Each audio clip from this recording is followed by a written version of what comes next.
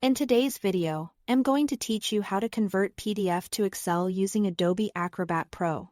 If you've ever received a report or a form as a PDF and wished you could analyze the numbers or reorganize the data in Excel, this is exactly what you need.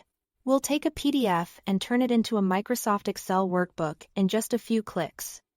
Using tools built right into Acrobat Pro, start by opening your PDF in Adobe Acrobat Pro. Make sure you are using the Pro version, since the export feature we're using isn't available in the free reader.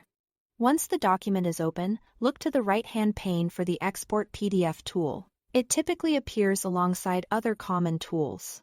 Click it to open the export options if you don't see the panel. No worries, you can do the same thing from the top menu by choosing File. Then Export. Both paths lead to the same place. Next, choose your format. From the list of options, select Spreadsheet and then choose Microsoft Excel Workbook.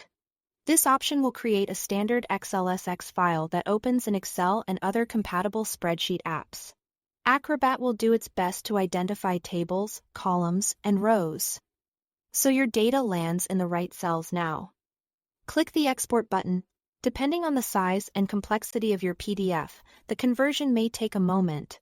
If your file includes scanned pages, Acrobat may automatically apply text recognition during the export, so the data can be placed into spreadsheet cells. You don't need to change anything, just let it run. When the export finishes, you'll be prompted to save the file. Pick a location you'll remember, such as your desktop or a project folder, and give the file a clear descriptive name.